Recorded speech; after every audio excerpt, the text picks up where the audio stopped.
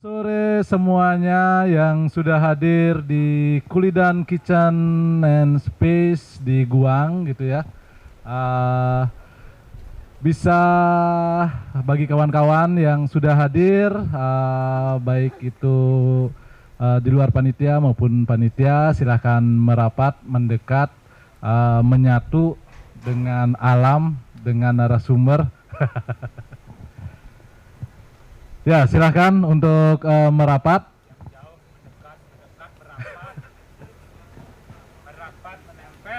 Karena acara akan segera kita mulai dari acara yang pertama.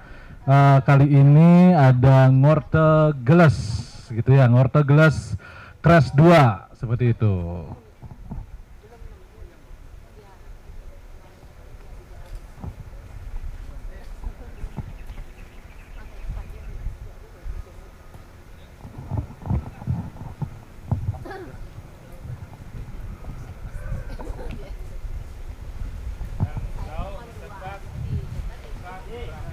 Ya, ayo semuanya yang sudah hadir di sini sudah disediakan untuk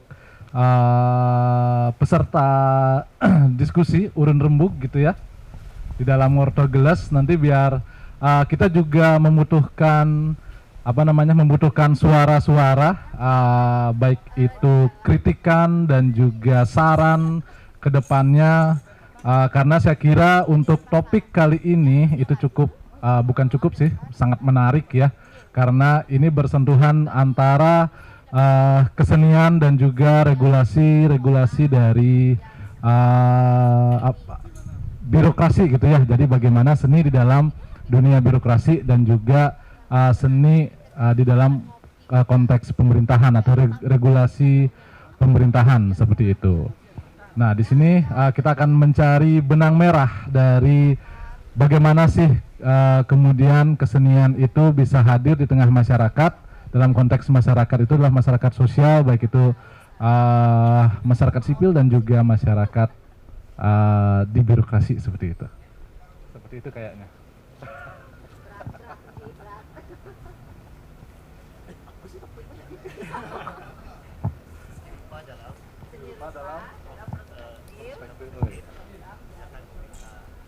Pemerintah ya.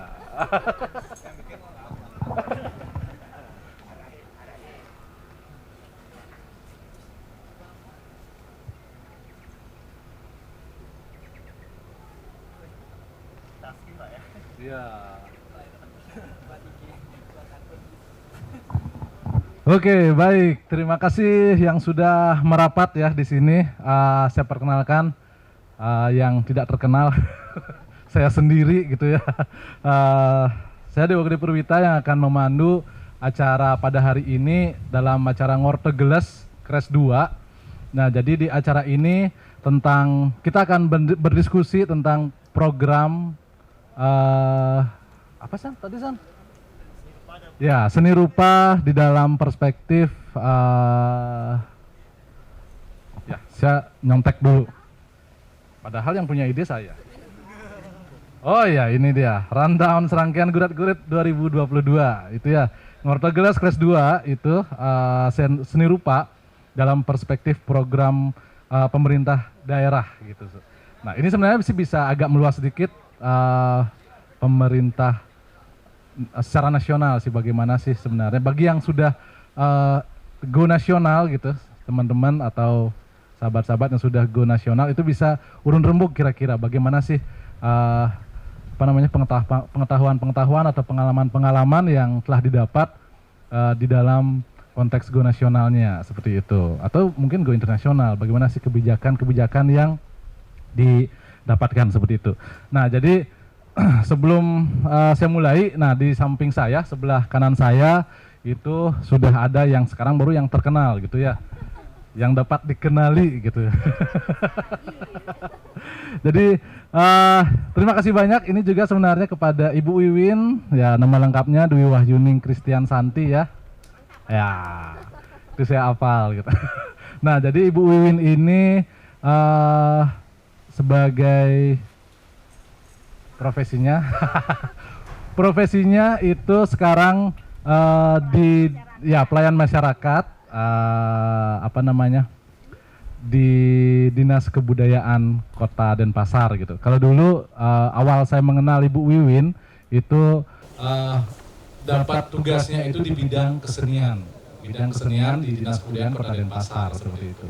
Dan dari Ibu Wiwin ini juga yang mengantarkan kami di Komunitas Gurat Institute mendapatkan akses kemudian dan bisa sampai ke FBK tahun 2020. Kalau Dramagong itu beda lagi. Iya juga. Ya. Nah, lagi satu ada di sebelah kanannya Bu Wiwin. Ini sangat terkenal sekali di sini ya. Jadi beliau Komang Adiarto ya sebagai penggiat ruang inisiatif dan juga sekaligus owner dan founder dari Kuridan Kitchen and Space seperti itu. Nah, jadi di sini kita akan membahas tentang itu tadi seni rupa dalam perspektif program pemerintah daerah gitu ya. Jadi kita di sini akan mencari bagaimana sih kebijakan-kebijakan atau regulasi yang ada di dalam tubuh pemerintah dan relasinya terhadap kesenian dalam konteks ini hari ini itu adalah seni rupa seperti itu. Karena kita ketahui bersama di Bali sendiri berbicara seni itu berbeda dengan bukan di Bali ya, di Indonesia itu berbicara seni gitu ya, yang kita ambil termnya dari art gitu. Kalau di Barat art itu memang rujukannya ke seni rupa, tapi kalau di sini itu seni yang termnya art itu kemudian dipecah lagi menjadi seni rupa, seni pertunjukan, seni kerawitan dan lain sebagainya seperti itu. Dan sebagaimana yang sudah lewat gitu ya PKB gitu, bagaimana kita melihat proporsi dari event baik itu seni pertunjukan dan seni rupa. Jadi proporsi dari seni rupa itu juga masih dalam hari-hari ini tuh masih kecil gitu loh, dibandingkan dengan seni pertunjukan gitu, di tari dan kerawitan. Nah, sebenarnya sih bagaimana ininya regulasi yang ada di dalam tubuh birokrasi seperti itu. Nah, nanti akan dipaparkan lebih banyak oleh Ibu Wiwin dan akan ditanggapi oleh di Komang Adiarto seperti itu. Nah, sebelum mulai ini saya sempat membaca ya sedikit tentang bagaimana sih regulasi-regulasi tentang kesenian di dalam pemerintahan itu ya. Misalkan di dalam ini saya sempat mencatat misalkan di negara-negara luar gitu, ada Brazil, ada Australia dan Amerika gitu ya. Jadi memang negara itu memfasilitasi seni rupa atau keseniannya dengan dana abadi kesenian seperti itu. Jadi ada Arts Endowment Fund seperti itu. Dan di sini ada juga yang saya sempat catat itu di kebijakan pemerintah daerah di Makassar gitu ya dalam hal melestarikan kesenian, yang ini merupakan kajian dari Ika Monika dari Ilmu Pemerintah Universitas Hasanuddin. Nah, di sini sih poin yang saya catat di sana dari kebijakan pemerintah di sana itu adalah yang pertama pelaksanaan pembinaan kelompok seni gitu ya melalui pengkaderan oleh dinas sendiri seperti itu. Dan yang poin kedua itu bekerja sama dengan kelompok kesenian. Jadi keikutsertaan atas inisiasi dari Pemda sendiri untuk mengajak kelompok-kelompok seni yang ada di Makassar. Kemudian poin yang ketiga itu bagaimana Pemda itu harus menjadi fasilitator seperti itu di Makassar. Kemudian yang saya catat juga yang baru-baru ini oleh almarhum Pak Menteri Cahyokumolo yang sempat orasi di ISI ya tanggal 6 September yang saya catat 2021 itu tentang 3 poin tentang kebudayaan, pelestarian kesenian dan kebudayaan. Jadi ada instruksi bahwa agar insan seni dan juga akademisi dan juga pelaku ekonomi kreatif itu terus berkreasi, dan yang kedua itu menjaga konsistensi, kerja keras dan kerja cerdas. Yang ketiga itu memanfaatkan teknologi dan kerja kolaborasi seperti itu. Nah, jadi kolaborasi ini kita juga sempat dengar kemarin, diskusi kemarin bahwa kolaborasi itu juga menjadi hal yang penting, dan dalam konteks ini bagaimana kedepannya benang merah antara kolaborasi kelompok seni, seniman dan pemerintah itu bisa lebih efektif gitu, atau yang mungkin saling saling menguntungkan gitu. Nah, untuk itu saya sudah panjang lebar untuk membuka ini ya sesi ini, kita akan langsung dengarkan pemaparan tentang bagaimana sih regulasi yang ada di yang secara spesifik Kota Denpasar, Bu ya. Ya, di Kota Denpasar yang kita bicarakan hari ini di Gianyar gitu.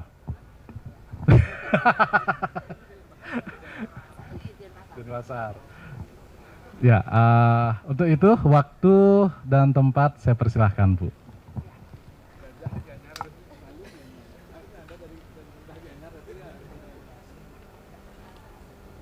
Ya, matur suksema niki. Udah ada sebenarnya Pak yang dari Gianyar banyak nih, saya sama Pak Man sama yang lain-lain juga dari Gianyar. Ya, jadi kebetulan aja kita ditempatkan di kota gitu. Jadi nggih matur suksema niki Pak Jipur, terutama teman-teman Ring Gurat niki wonten Pak Man juga sareng Bapak Ampura tadi siapa Pak lengkapnya Pak namanya Pak Pak Komang gitu. Pak Komang dari tadi udah bincang-bincang tapi saya nelisiin gitu siapa ya saya harus panggil siapa gitu, maaf Pak ya. Nggih matur suksema niki ini tempat yang kedua yang saya yang saya masukin kan Ring Kota niki menjadi sebuah tempat outdoor yang bagus banget. Yang pertama Ring Penatih kemarin tadi udah yang sampaikan, yang sekarang di sini niki bagus sekali. Jadi matur suksema mungkin nanti kami akan edukasi izin niki ke gerbong kami Ring Dinas Kebudayaan, terutama sanggar-sanggar komunitas-komunitas seke-seke yang lain niki mangda bisa ikut artinya memakai tempat niki izin Pak untuk tempat berkesenian mereka atau untuk rembug mereka di sini karena niki bagus banget. Nika pastikan ya. Inge. Baik niki Pak Man, niki matur semua sama teman-teman yang lain niki juga Ring Gurat Institute sama teman-teman perupa yang lain. Sebenarnya ketika saya ditawarkan niki sama Jipur untuk bisa memberikan kontribusi sedikit niki untuk Gurat di hari-hari yang bahagianya niki. Sekarang puncaknya ya. Ulang tahun ke-8-nya niki ada rasa galau kentan. Mau nggak ya? Nggak mau nggak ya kentan, karena tema yang diberikan niki bagi saya selaku pelayan masyarakat dalam sebuah birokrasi kepemerintahan niki cukup berat. Iya, cukup berat karena apa? Kami mengetahui sekali di pemerintahan porsi untuk seni rupa itu seperti apa, Kentan. Khusus untuk saya bicaranya mungkin di Denpasar, Pak Mangge, sareng Aji sama teman-teman yang lain. Mungkin sama sebelum saya datang ke sini, saya teleponan dulu sama teman-teman yang di tempat lain. Saya nggak dapat jawaban yang berbeda, Kentan. Ternyata sama gitu, ruangnya Nika memang lebih kecil dari porsi ruang yang diberikan ke seni yang lain. Khususnya seni pertunjukan mungkin. Kalau seni pertunjukan memang porsinya sangat-sangat besar sekali. Nah, saya berpikir kenapa ya kok di seni rupa nggak bisa? Padahal kita tahu seni rupa itu menjadi satu bagian penting dan tertua juga sih sebenarnya nggih dari kemunculan seni-seni yang lain kan. Kayak kita tahu di Besakih juga ada seni rupa yang bisa kita lihat pada zamannya itu sudah lama banget itu ada, tapi kenapa nggak pemerintah nggak ngelihat itu semua. Lama saya berpikir untuk hal itu. Ternyata jawaban yang diberikan oleh pikiran saya itu realnya begini. Saya ngelihat teman-teman nih yang seni rupa atau pelaku-pelaku seni rupa gitu, rata-rata itu kaya gitu, kayak Pak Man ini kaya banget gitu. Satu lukisan itu bisa berapa gitu ya, Aji teman-teman yang lain gitu. Oh nggak bener ya, tapi secara Pak Man, secara saya lihat satu-satu gitu seperti itu gitu. Jadi itu menjadi satu pemikiran untuk diri saya, oh mungkin ini salah satu gitu penyebabnya. Satu itu, terus yang kedua karena memang ketika teman-teman pelaku ring seni rupa itu bekerjanya itu memang secara individu, kan, tidak komunal, tidak berbanyak, kan. Jadi itu mungkin yang memberikan nilai lebih dan menjadi satu titik yang tidak dipandang sebagai skala prioritas yang harus diselamatkan begitu mungkin, kan. Nah, Nika pemikiran tiang gitu, karena sudah bisa berdiri sendiri, kan, sudah bisa berdiri kiri, sudah mandiri, kan, sudah mandiri. Nah, itu jawaban yang saya dapatkan. Mudah-mudahan saya bisa mendapatkan jawaban yang berbeda sebentar, kan. Itu kemandirian, terus penghargaan, apresiasi yang diberikan itu rate-nya itu lebih tinggi dari pelaku budaya, pelaku seni lainnya. Misal contoh kalau di seni pertunjukan, Niki kebetulan di sebelah Titiang pelaku seni segala-galanya, seni rupa iya, seni pertunjukan iya. Coba deh secara ini dibandingkan gitu. Ketika jual lukisannya diapresiasi oleh orang lain untuk diambil, berapa sih ininya cuannya? Terus ketika main drama berapa sih? Nah, itu yang menjadi satu ini saya tuh. Terus kenapa ya kok bisa perbedaannya tuh sangat besar banget, kan. Nah, tetapi teman-teman semua, terlepas dari apa yang menjadi jawaban atas pertanyaan saya sendiri, saya mulai berpikir tidak menjadi seorang individu, artinya tidak menjadi seorang Wiwin yang di luar rel kepemerintahan. Sekarang saya kembali lagi masuk ke dalam diri saya sebagai seorang pelayan masyarakat yang duduk dalam birokrasi, kan. Mungkin salah satu regulasi, benar, di regulasi itu sangat penting banget. Kenapa seni rupa itu mungkin tidak menjadi satu skala prioritas yang dilihat oleh pemerintah, kan. Nah, itu satu, beda halnya dengan misalnya cagar budaya, kan, yang cagar budaya itu udah punya undang-undangnya di tahun 2010 kalau nggak salah, mereka udah ada undang-undangnya jelas mengatur ini, kan.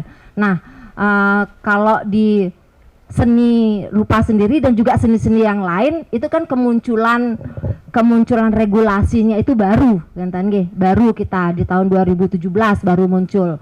Itu dengan Undang-Undang Nomor 5 tahun 2017 terkait dengan pemajuan kebudayaan. Nah, di sana unsur bagian-bagian seni itu masuk di sana semua, kan. Tetapi pertanyaannya kembali satu, kan.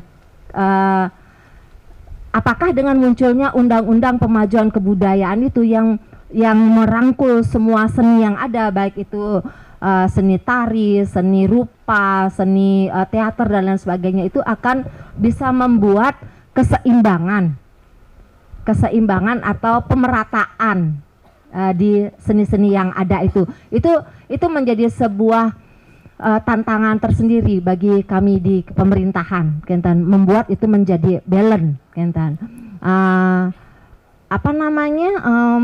Langkah-langkah untuk menuju ke sana sebenarnya khusus untuk di Kota Denpasar, kita mulai melakukan hal itu, kan. Di zaman Pak Wali Kota, Pak Rai Mantre, beliau sangat konsen dengan lahirnya Undang-Undang Pemajuan Kebudayaan itu sebagai satu payung regulasi yang kita punya. Kenapa saya mengatakan seperti itu, kan? Karena beliau saat itu menjadi bagian dari birokrasi kepemerintahan, itu memikirkan sekali infrastruktur untuk perhelatan semua bidang seni yang ada, bidang seni yang ada. Mungkin teman-teman semua udah tahu Dharma Negara Halaya ya. Jadi DNA itulah menjadi satu perwujudan nyata dari wujud kebijakan yang dikeluarkan oleh wali kota Paketan, wali kota Pak Raimantra dan Pak Jayanegara. Jadi di DNA itu lengkap sekali, walaupun ada di tengah-tengah kota, tetapi gedung itu bisa memfasilitasi semua seni yang ada, baik itu tradisional dan lain sebagainya. Bahkan di setiap ruang itu memiliki memiliki arti yang berbeda-beda. Misal seperti ruang Kajak Angin kan tadi ya, itu memang khusus dibuat untuk didedikasikan untuk seni sastra kita. Jadi itu pun difikirkan tempatnya itu Kajak Angin kan. Jadi mungkin dari sisi ya spiritual kita diperhitungkan juga kan. Jadi itu salah satu kebijakan yang muncul ketika Undang-Undang Pemajuan Kebudayaan itu dikeluarkan oleh pemerintah pusat. Karena kita tahu seni kita itu kan sudah dari dulu sekali, tapi kenapa kok regulasinya baru muncul, Nah, itu yang membuat saya bisa mengatakan bahwa Kota Denpasar sendiri sudah mulai melangkah ke arah kebijakan yang nyata, yang real, yang nyata dan real, jadi mungkin di sini saya nggak akan lagi masuk ke hal-hal yang lain ya Ji ya. Saya langsung masuk ke implementasinya aja ya. Saya sempat bikin program apa segala macam, saya kira nggak penting gitu kayaknya. Saya akan ambil lembaran saya yang terakhir aja gitu. Ya, jadi itu yang pertama yang bisa saya sampaikan, bahwa untuk di Kota Denpasar sendiri kebijakan itu sudah nyata adanya dengan munculnya DNA, Gedung Dharma Negara Halaya. Nah, terus yang kedua, ketika DNA itu muncul, pemikiran apa lagi sih gitu yang dikeluarkan oleh pemerintah kota, Apa sih yang muncul lagi? Karena kan ketika infrastruktur itu ada, tidak bisa hanya ada saja tanpa dihidupkan, Jadi kita di Bali mengenal taksu. Taksu itu dihidupkan dengan satu spirit yang betul-betul membumi oleh Bapak Wali dan Bapak Wakil dulu. Membumi itu tidak hanya dari sisi ucapan saja, kata saja, tetapi memang diwujudkan melalui sebuah lembaga yang bisa secara nyata membantu teman-teman kita yang membutuhkan mediasi gitu. Jadi muncullah memang tetapi lembaga ini tidak baru muncul ketika DNA itu ada, tidak, itu jauh sebelum DNA itu muncul, lembaga ini sebenarnya sudah ada, tetapi rohnya dihidupkan dengan baik oleh Bapak Raimantra saat itu. Jadi kita dulu itu ada namanya Badan Kreatif Kota Denpasar, disingkat Bekraf gitu. Jadi Bekraf itu dulu hanya dipergunakan sebagai pendampingan di Kota Denpasar. Misal kita mau kayak kemarin kita mau buat gedung DNA itu, Bekraf hanya dipakai backup untuk melihat bagaimana sih gedung itu nanti masukannya kayak apa. Tetapi di zaman Bapak Raimantra, DNA itu rohnya dihidupkan melalui lembaga yang sudah ada. Lembaga ini yang diputar lagi untuk bisa memberikan vibrasi yang lebih baik kepada DNA itu sendiri.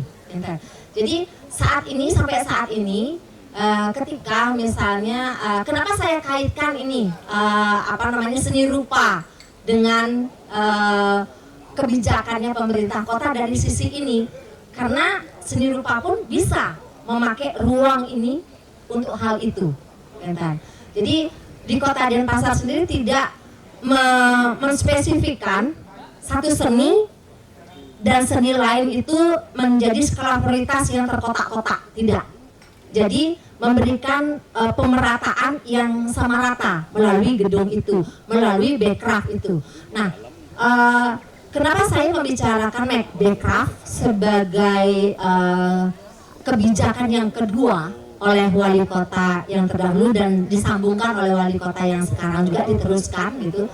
Karena Bekraf sendiri saat ini tetap dipergunakan sebagai lembaga yang bisa dipergunakan untuk memediasi teman-teman semua juga yang ada di sini dan pelaku-pelaku budaya lainnya gitu untuk membuat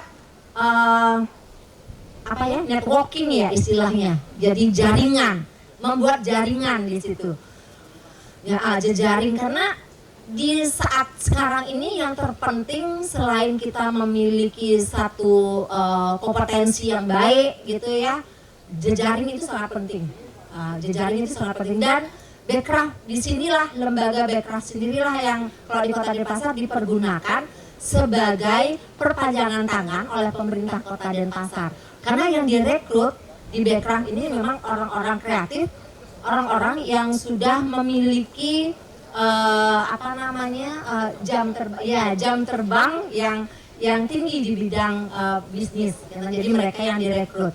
Contoh misal, dan mungkin tapi ini tidak di seni rupa ya yang saya pakai contoh karena yang saya ketahui kemarin itu yang sudah berjalan.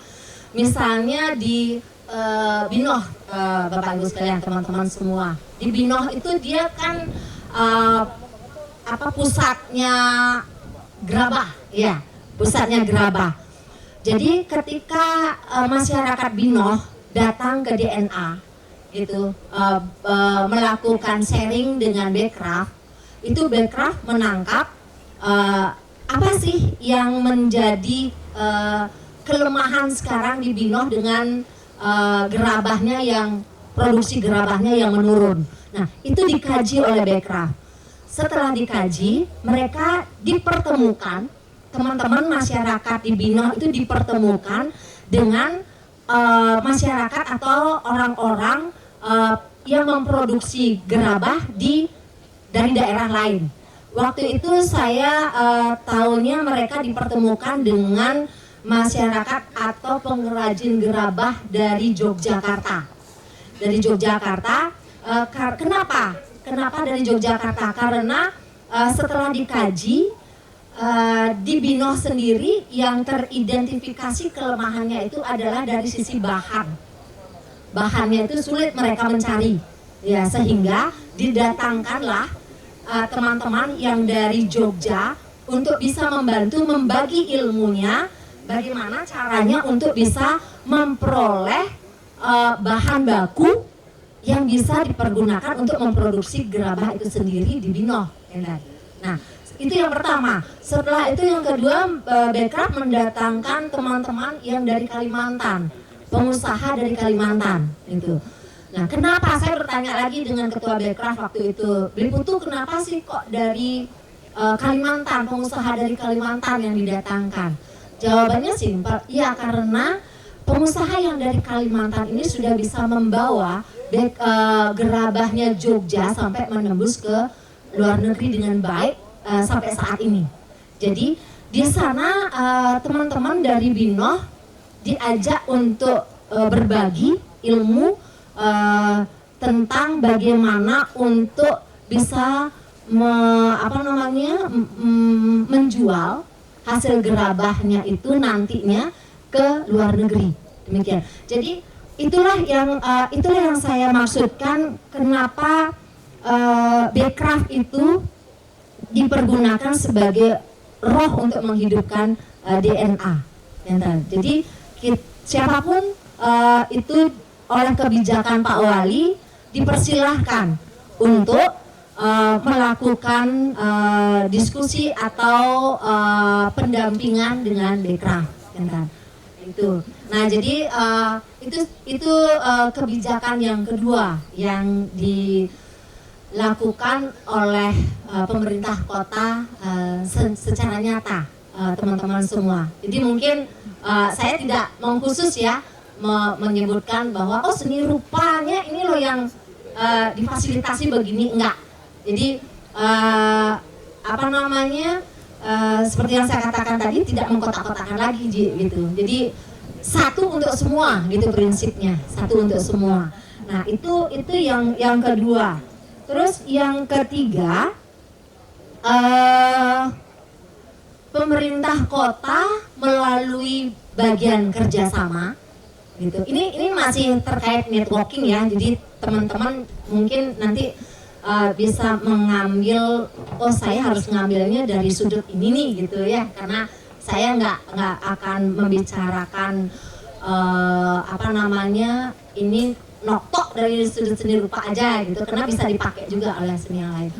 Yang ketiga, pemerintah kota ini dari 3 tahun yang lalu itu membangkitkan kembali bagian kerjasamanya, Bapak Ibu sekalian.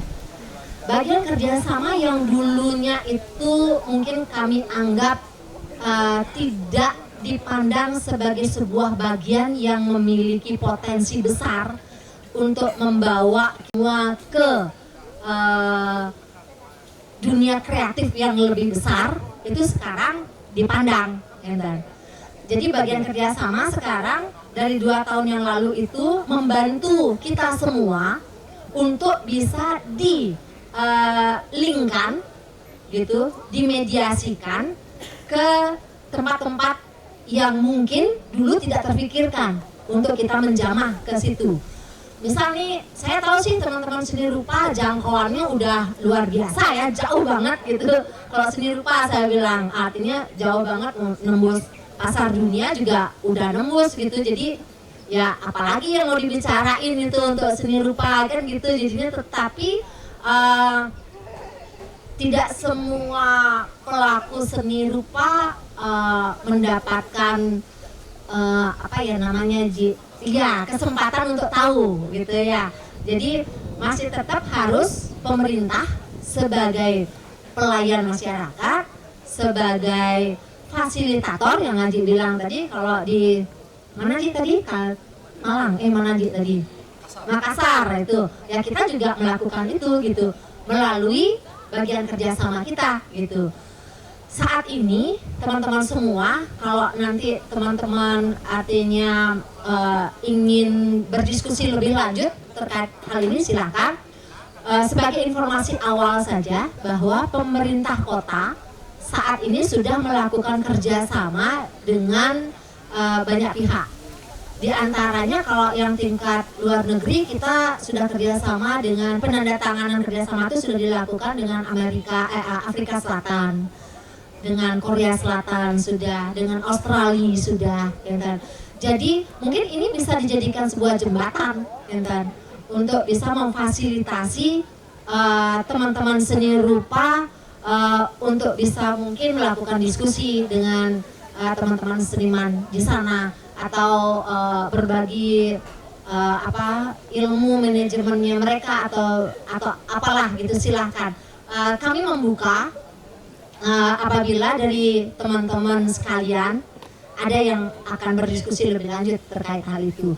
Nah, tidak di luar negeri saja sebenarnya kita melakukan kerjasama ini, membangun jejaring ini. Dengan Jogja juga, tadi Pak Man bilang bahwa Jogja seni rupanya masih tetap hidup ya Pak Man dengan baik. Mungkin kalau yang setataran Pak Man, setataran seniman-seniman yang senior, hubungannya dengan seniman-seniman Jogja mungkin udah betul-betul membumi ya, mengakar gitu ya. Cuman kalau untuk teman-teman yang milenial, itu kita kayaknya perlu untuk membangun jejaring kembali untuk meneruskan apa yang sudah dibangun oleh senior-senior terdahulu kita, maestro-maestro terdahulu kita. Gitu. Jadi demikian hal dari kebijakan pemerintah yang dibuat oleh Bapak Wali Kota yang dulu maupun yang sekarang berlanjut, membangun kembali bagian kerjasamanya dengan lebih aktif lagi. Istilahnya kalau di kalau di pusat itu mungkin Menteri Luar Negerinya gitu ya Pak Man ya, gitu ya. Nah sekarang yang dipergunakan untuk sebagai diplomasi kita itu adalah bagian kerjasama kita. Jadi kita sudah membangun networking itu, silakan. Jadi kita semua bisa memakai itu, tanpa harus lagi memikirkan memerlukan cuan apa enggak gitu. Jadi Pak Wali sekarang membangun pemikiran, menanamkan pemikiran-pemikiran ke kita itu tetap sewa kadarmanya, tetap itu melayani adalah kewajiban, itu tetap itu harga mati untuk kami di Kota Denpasar. Jadi apapun yang bisa kami memberikan pelayanan kepada masyarakat, kami terbuka untuk itu. Jadi itu terkait dengan kerjasama yang sudah kita lakukan. Kemarin Australia sudah juga melakukan kerjasama kita terkait dengan peningkatan SDM. Jadi guru-guru terus anak-anak yang di Kentanika, yang di Pasar Badung Nika diberikan pembelajaran bahasa Inggris gratis. Jadi guru-guru juga diberikan pembelajaran yang gratis sekian bulan. Jadi seperti itu. Jadi kalau teman-teman mau ada niat untuk itu, silahkan. Nika jejaring yang sudah dibangun. Nah terus selanjutnya kita di pemerintah kota terkait dengan anggaran, Bapak Ibu sekalian, ini mungkin penting juga untuk kita sekalian mengetahui itu. Di pemerintah kota itu untuk anggaran selain anggaran kegiatan, anggaran kegiatan yang bisa diberikan kepada teman-teman seni rupa ketika ingin melakukan kegiatan pameran atau apa, ini ada yang namanya anggaran hibah, Bapak Ibu teman-teman sekalian. Hibah itu siapapun itu bisa untuk mengusulkan hibah, siapapun bisa. Tetapi persyaratannya mesti dipenuhi, gitu, karena Kita masih memakai pola penganggaran dari kepemerintahan. Hibah itu masih terbuka untuk kita semua. Itu yang memang langsung dikucurkan oleh pemerintah kepada masyarakat. Terus yang kedua, sebagai partnership kita BUMD, badan umum badan umum usaha yang kita miliki seperti PD Parkir, Perumda, segala macam, itu bisa juga memberikan kita motivasi, apresiasi motivasi kepada kita semua melalui dana CSR-nya. Itu jadi ada kantong-kantong anggaran yang bisa kita pergunakan untuk membangun seni-seni yang kita punya, baik itu seni rupa dan seni yang lainnya. Terus Bapak Ibu sekalian, tadi udah kita ngomongin masalah networkingnya udah, infrastrukturnya udah, penganggarannya udah. Terus sekarang mungkin penting juga eventnya. Tadi Aji bilang di PKB seni rupa kita juga masih kecil ya, diberikan ruang untuk itu, hanya pameran di Gedung Kria ya, pameran di Gedung Kria, terus ada lomba lukis juga, tapi itu pun maaf saya rasa belum dikurasi dengan maksimal gitu, belum ada pengkuratoran yang betul-betul ini sekali, maksimal sekali. Jadi kesannya itu masih masih belum maksimal gitu saya kira, karena ini saya pikir berdampak terhadap ruang yang akan diberikan oleh seni rupa sendiri di sana. Ketika misalnya itu dikurator dengan baik gitu, diangkat dikit eventnya itu. Kalau sekarang kan itu hanya diikuti oleh anak-anak SD SMP. Apabila dalam PKB itu dibuka eventnya itu menjadi tingkat internasional gitu, mungkin itu akan menjadi lebih lebih gaungnya lebih bagus lagi kan Kentan nggih, artinya dibuka untuk internasional atau dibuka untuk provinsi-provinsi di seluruh Indonesia gitu. Mungkin itu akan lebih apa namanya?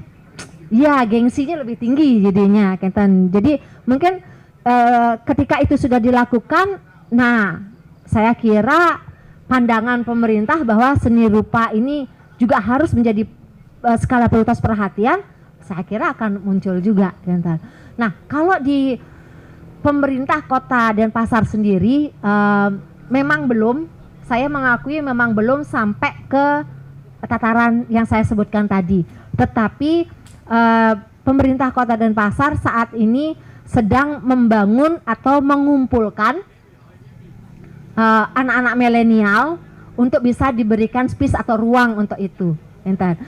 Jadi di DNA sendiri itu teman-teman sekalian itu ruang pameran memang betul-betul sudah ready untuk bisa dipergunakan oleh siapapun. Terus ruang yang kedua yang bisa dipergunakan mungkin konsepnya bisa sama kayak ini Ji, itu bisa dipakai di Youth Park. Itu ya, di Youth Park itu ruangannya itu memang sudah disetting untuk teman-teman seni rupa.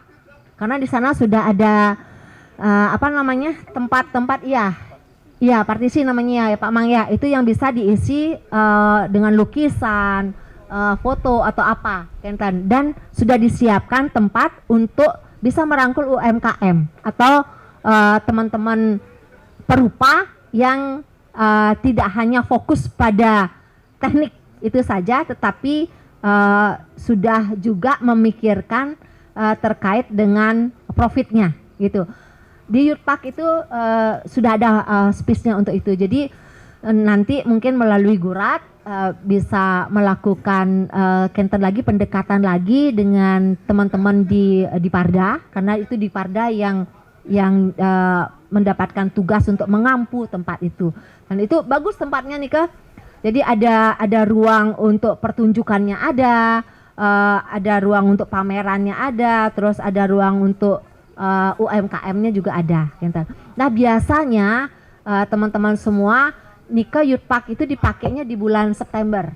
Jadi kita ada Youth Fest di sana, ada festival youth di sana khusus untuk mengakomodir anak-anak milenial, anak-anak muda kita. Jadi di sana biasanya ada pertunjukan musik seperti itu, terus ada pameran, terus ada yang lain-lain, ada kuliner dan lain sebagainya. Nah itu yang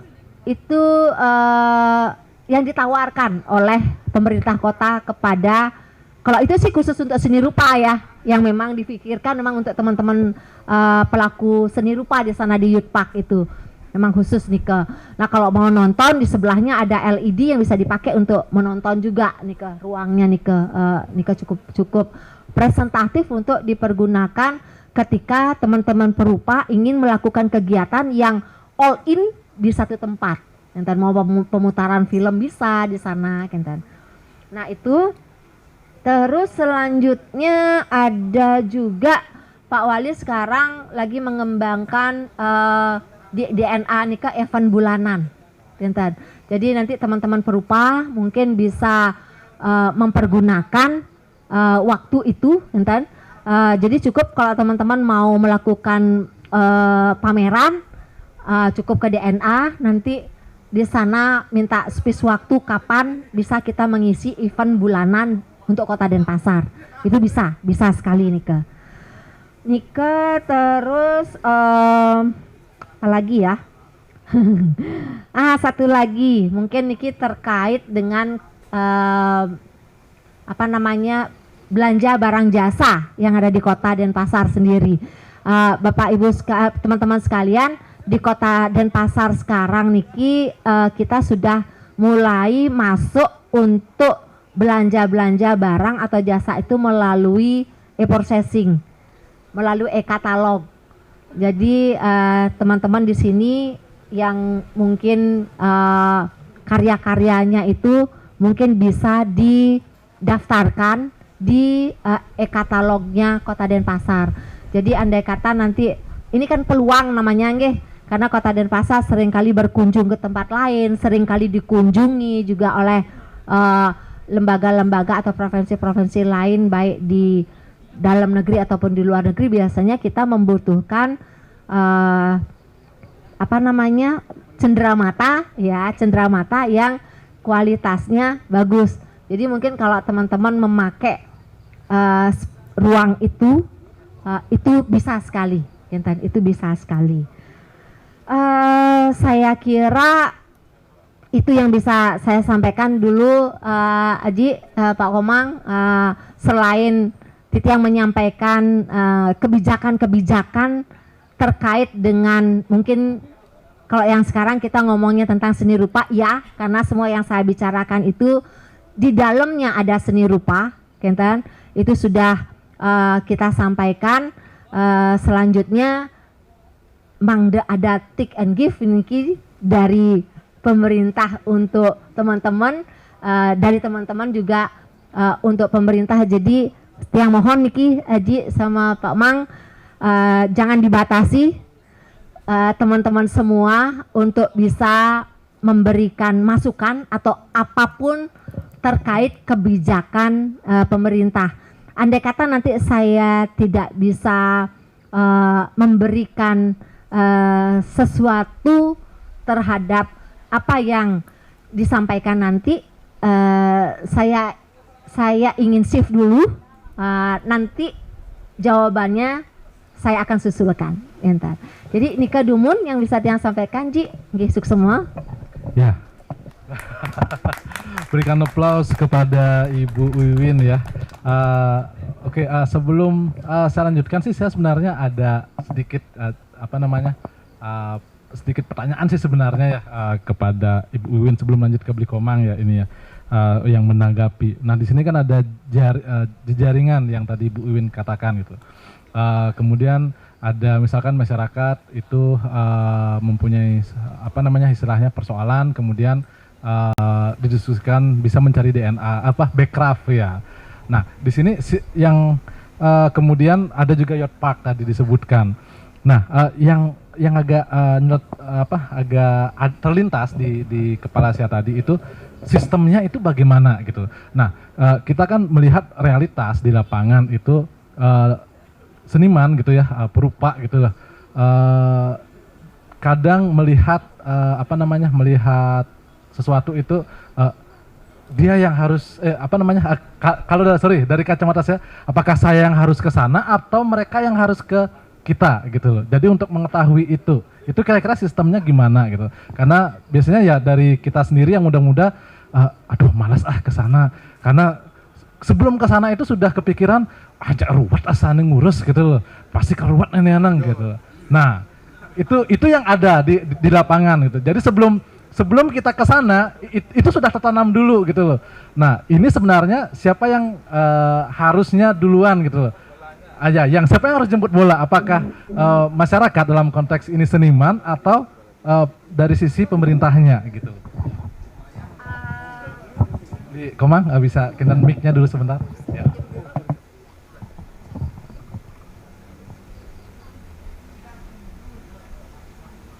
Cek. Ya, ini pertanyaannya sudah gampang sebenarnya.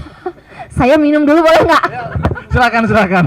Ya soalnya itu yang terjadi di lapangan, realitasnya seperti itu gitu. Makanya mungkin salah satu faktor yang menyebabkan teman-teman muda atau kawan-kawan muda perupa itu ya udah kita buat sendiri aja gitu. Sampai yang dalam tataran yang gawat itu kan tanpa mereka kita bisa gitu. Nah itu kan sudah dalam persoalan ini gawat gitu. Padahal dengan ketika kita bisa sama-sama bersinergi gitu loh, itu kemungkinan akan membentuk satu hal yang lebih besar atau yang lebih yang lebih berkesan gitu. Ya. Nah, itu yang mengganjal di ya, kalau saya sih itu yang saya bilang kehebatannya perupa gitu. Dia bisa memanage dirinya sendiri tanpa harus ketergantungan dengan orang gitu, Ji. Karena situasi. Bukan, karena punya networking ya yang tinggi teman-teman di perupa gitu. Jadi untuk menjawab apa yang Ji tanyakan tadi itu, siapa yang duluan sih, saya atau dia gitu, pemerintah atau kami para seniman gitu. Kalau menurut saya sih tergantung lagi dengan kondisinya gitu. Kalau sistem di DNA itu sudah dibuat sangat mudah, Ji. Sudah dibuat sangat mudah. Jadi di depan itu sudah ada teman-teman yang sudah dilatih atau yang sudah dibekali terkait dengan informasi-informasi yang dibutuhkan. Kentan. Kalau karena maaf ya, karena DNA itu bukan menjadi UPTD-nya Disbud, jadi kurang lebihnya saya tidak bisa menjawab dengan pas sekali ya. Tapi sepengetahuan saya, ketika misalnya teman-teman ada yang berkeinginan untuk memakai DNA, cukup mereka datang ke DNA, ketemu sama teman-teman di depan yang di office depan. Nah, di sana akan dipertemukan dengan pengurus Bekraf, gitu. Dengan pengurus Bekraf, nanti setelah itu baru dilakukan pembicaraan. Nah, yang kedua mungkin yang Aji maksud tadi itu ini mungkin ya, teman-teman sekalian ini belum mengetahui secara pasti bagaimana sistem yang berlaku di sana karena tidak pernah mendengar atau tidak pernah mendengarkan sosialisasinya, gitu kali ya. Sosialisasinya kurang gitu istilahnya ya. Ya, kalau masalah yang itu mungkin saya save dulu, Ji ya. Saya akan sampaikan ke teman-teman bahwa memang secara kenyataannya ya, buktinya sekarang Aji nanya, teman-teman mungkin nanya sistemnya gimana, berarti kan sosialisasinya belum maksimal. Jadi mungkin saya akan bisa memediasi itu untuk mungkin bisa teman-teman itu lebih lagi mempergunakan media sosial yang dimiliki oleh Bekraf untuk bisa menyampaikan sistemnya bagaimana sih yang pasti, biar tidak rumit ini teman-teman di bawah, artinya melalui handphone di genggaman aja sudah bisa menyelesaikan itu semua, kan begitu ya istilahnya, Ji ya. Nah, kalau itu, Ji ya, tadi jawaban saya. Kalaupun misalnya pingin cepat gitu, pingin nggak ribet teman-teman, silahkan hubungi saya aja gitu. Itu yang paling cepat gitu, itu yang paling cepat, dan saya siap untuk itu. Saya siap untuk memfasilitasi teman-teman perupa di sini yang ingin mempergunakan infrastrukturnya Kota Denpasar gitu. Apabila belum mengetahui atau belum pernah mendengarkan atau mengetahui sosialisasi dari mekanisme dari infrastruktur itu sendiri, gitu, Ji. Ya, baik. Itu menarik sekali sebenarnya karena biasanya di dalam idealnya ya, ketika anggaplah sebuah rumah, kita berada dalam naungan rumah gitu ya. Jadi ada anggota keluarga kita yang terjadi mendapatkan permasalahan problem gitu. Nah, jadi kan semacam turun gunung atau bagaimana. Nah, mungkin hal-hal itu sih yang tadi terlintas di kepala saya seperti itu. Oke, untuk selanjutnya itu saya serahkan kepada Brikomang Adiarto ini sebagai untuk menanggapi apa yang tadi sudah dipaparkan, disampaikan oleh Ibu Wiwin gitu ya. Nah, jadi waktu saya persilahkan kepada Brikomang.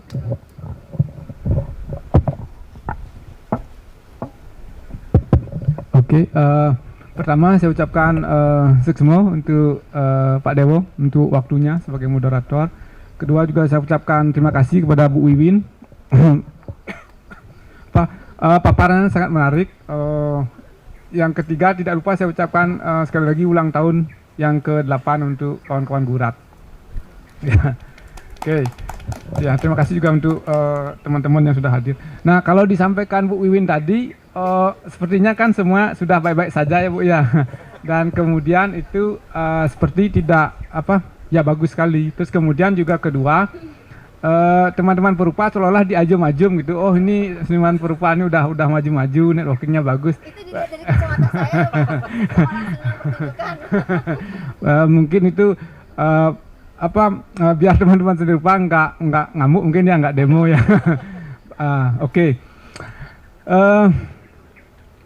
Yang menarik pertama yang saya garis bawah adalah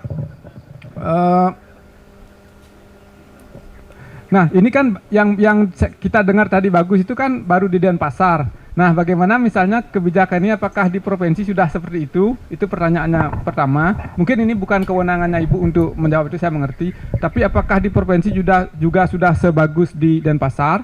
Terus kemudian juga bagaimana dengan kabupaten yang lain? Nah karena kan teman-teman perupa di sini selain juga berasal dari Denpasar, juga banyak dari Gianyar, dari Singaraja, dari Negara, Tabanan, mungkin dari kabupaten yang lain juga. Nah itu ya untuk konteks Bali dulu ya sebelum ke nasionalnya itu. Nah terus yang menarik menurut saya yang disampaikan sama Ibu tadi kan, Bu Iwin sendiri menyadari bahwa kelemahannya itu adalah pada regulasi. Jadi bagaimana, kenapa seolah-olah terjadi ketimpangan dalam kebijakannya, terjadi ketimpangan pengalokasian dana atau perhatian. Tidak hanya dana, mungkin kalau dana terlalu mungkin orang berpikir oh dana aja, enggak, perhatian lah, bilang pembinaan, pemberian networking juga dana. Nah itu kepada seni rupa dibandingkan dengan seni pertunjukan. Karena kan ini yang kita alami sekali, seni pertunjukan itu hampir setiap tahun bisa pentas di Pesta Kesenian Bali, dan satu grup itu bisa mencapai 200 juta kan, anggarannya misalnya satu grup pertunjukan itu. Nah belum tentu untuk kawan-kawan perupa, sanggar seni rupa itu ada yang memperhatikan untuk pameran. Mungkin nanti teman-teman yang sering berpameran bisa menjelaskan bahwa ketika mereka berpameran itu kanvas semua kan dari mereka, bahkan ngantar karya pun harus diantarkan, tidak dijemput. Sampai display Pak. Wah, itu kan itu yang padahal sering itu di ya.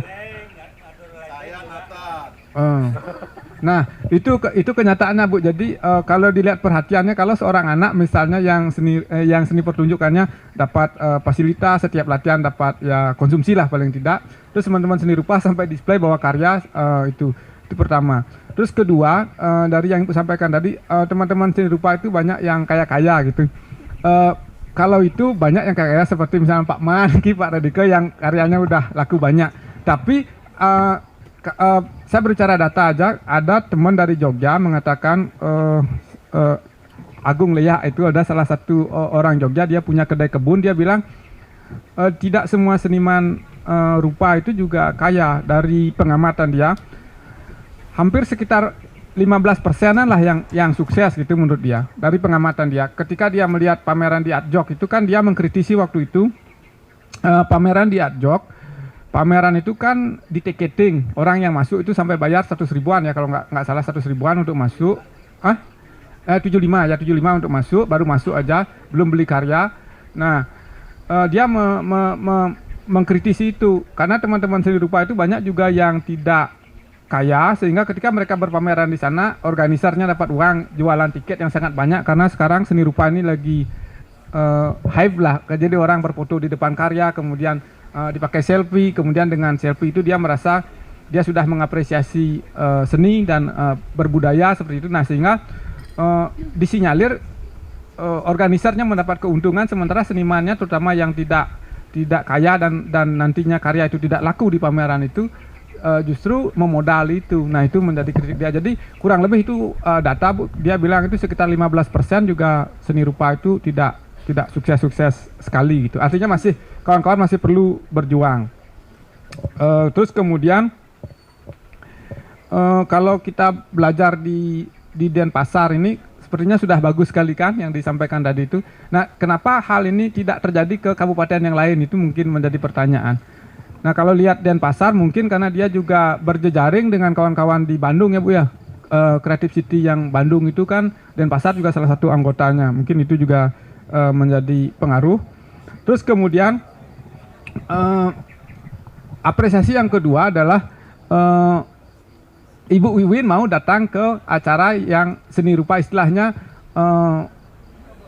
ya mendatangi lah, sowan lah ke rumah kawan-kawan seni rupa, itu menurut saya sangat bagus karena dengan demikian ibu akan mendapatkan masukan yang sangat jujur, yang sangat genuine, yang sangat jujur dari kawan-kawan apa adanya. Mungkin nanti teman-teman juga bisa menyampaikan apa sih yang diharapkan oleh teman-teman seni rupa karena itu untuk kemajuan perseni rupaan, terutama khususnya di Bali dan di Indonesia.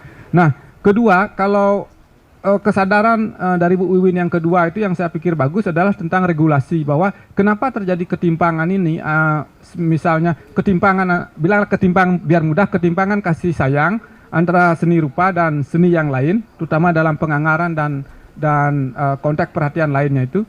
Nah, Ibu menyadari bahwa di sana adalah persoalannya ada pada regulasi.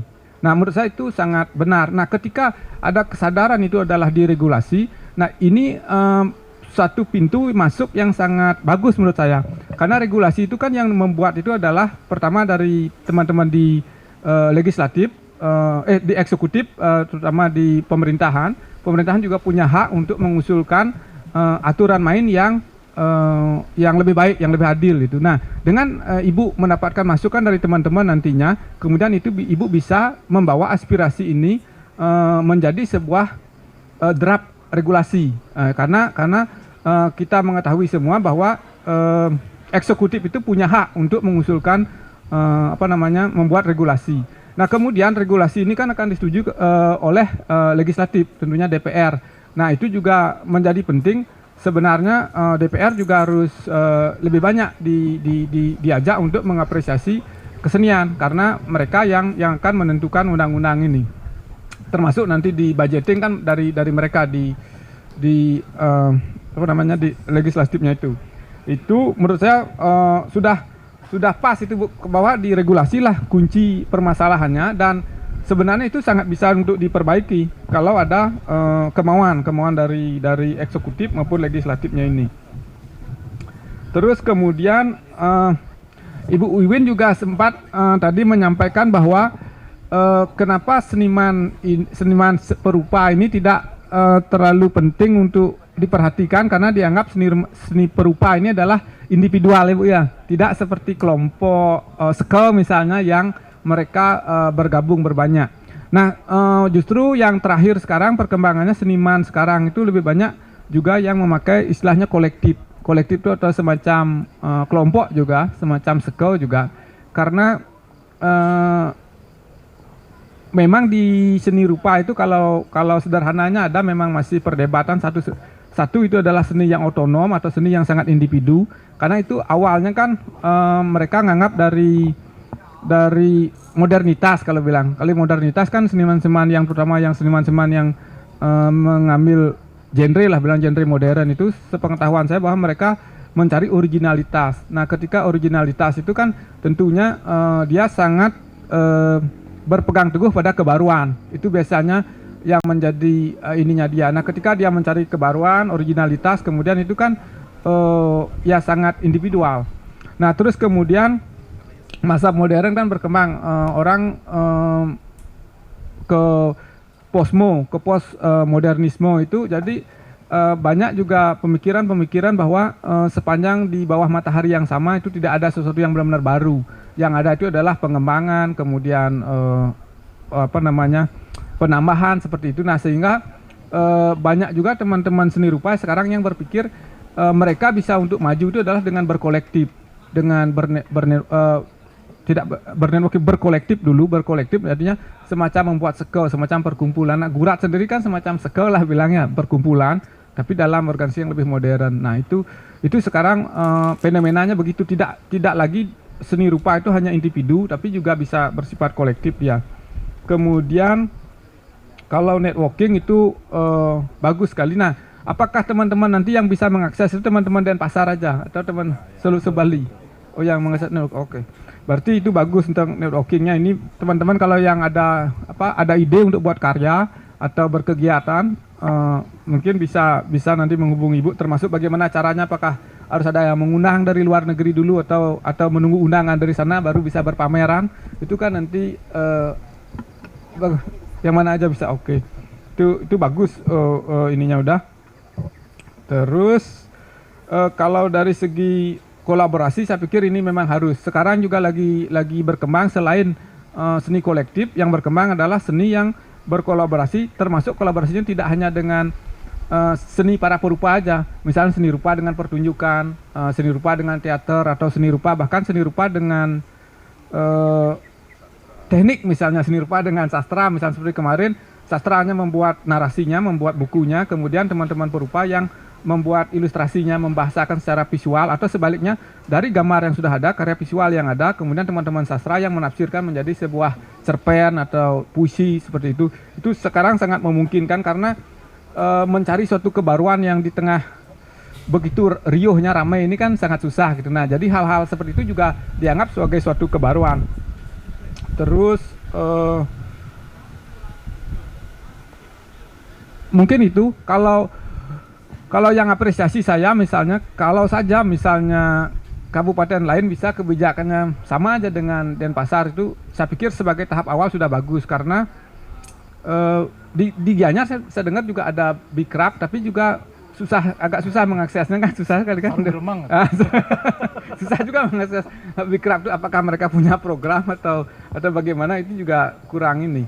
Nah, mungkin banyak teman-teman juga tidak mengetahui itu. Nah, itu menurut saya. Mungkin itu dulu dari saya, Dewa, nanti bisa dilanjut lagi. Ya, baik Bli Komang. Berikan aplaus kepada Bli Komang sebagai penanggapi. Ini cepeng sekali ya, bahasa Balinya cepeng gitu menanggapi. Ya.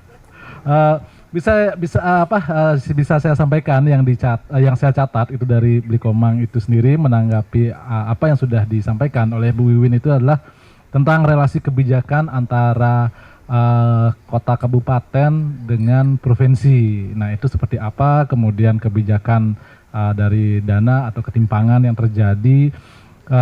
Nah, yang saya garis bawahi di sini sih dari sisi legislatifnya tadi, yang ini menurut saya yang menarik yang disampaikan oleh Bli Komang tentang bahwa legislatif dalam hal ini DPR yang menjadi perwakilan dari masyarakat itu ya harus diajak lebih banyak atau lebih intens di dalam mengapresiasi kesenian, terlepas dari naungan di mana mereka bernaung gitu ya, di partai mana mereka bernaung seperti itu. Nah, ya, jadi karena ketika si seniman gitu diajak untuk ketika bertemu dengan legislatif atau itu kadang agak demam gitu loh. Wah, nanti saya diajak ditarik-tarik ke partai ini nih, saya akan ditarik ke masa partai ini nih gitu. Nah, jadi terlepas dari hal itu sebenarnya itu saya sangat setuju bagaimana DPR itu mungkin bisa sebagai patron gitu, kemudian baik itu patron kolektor atau apa gitu, sangat penting sekali untuk mengapresiasi seperti itu. Nah, itu yang bisa saya sampaikan, menyimpulkan dari tanggapannya Bli Komang seperti itu. Bli Komang ada tambahan nggak kira-kira? Menarik ini, Dewonya celang sekali, Pak. Bukan berarti memanggil legislatif itu otomatis kita akan dikooptasi oleh partai tertentu yang di partai itu bernaung di bawah dia. Enggak seperti itu menurut saya. Nah, memang ini entah bukan kecelakaan sejarah atau bagaimana. Karena kan kalau dulu sebelum tahun 60-an saya lebih banyak mendengar sih daripada membacanya. Sebelum 60-an itu kan seniman itu banyak juga yang berpatron dengan partai. Kemudian dia juga bisa menjelaskan program-program partai melalui karya-karya seni rupa. Kalau mungkin untuk memudah mengingatkan masanya Lekra dengan Manik Kebu seperti itu kan tahun sebelum 65. Nah, pasca itu memang ada semacam agak kerisihan antara seniman bergaul dengan partai. Dan ini juga kebetulan saya juga kadang-kadang juga ngobrol dengan teman-teman yang kebetulan berprofesi sebagai legislatif. Dia juga bilang, padahal sebenarnya misalnya seniman memperjuangkan tentang lingkungan, partai juga memperjuangkan tentang lingkungan, tapi kenapa ini tidak nyambung gitu? Pada isunya sama, cuman tapi tidak nyambung. Nah, dan saya juga tidak memaksakan untuk itu terjadi, enggak, artinya. Tapi bagaimana mekanismenya? Apakah misalnya kalau tidak mau misalnya pameran dibuka oleh partai atau legislatif atau ini mungkin dengan demo juga bisa kan, misalnya membawa pokok pikiran, bawa misalnya ke kantor DPRD, bahwa kami dari Seni Rupa punya pokok pikiran seperti ini, jadi penganggaran seperti ini, nanti program-program harus dibuat seperti ini. Kalau pemerintah mengajukan program seperti ini, legislatif sebaiknya menerima gitu, karena itu memang adalah aspirasi dari masyarakat perupa. Itu kan juga menarik, jadi tidak kelihatan bahwa senimannya dikooptasi oleh si partainya itu, tapi dia sebagai warga kemudian menyampaikan aspirasinya kepada legislatif, karena memang legislatif ya yang seharusnya mewadahi aspirasi itu dan meneruskan aspirasi itu menjadi sebuah kebijakan. Itu dulu dari saya. Ya, terima kasih. Oke, ya sudah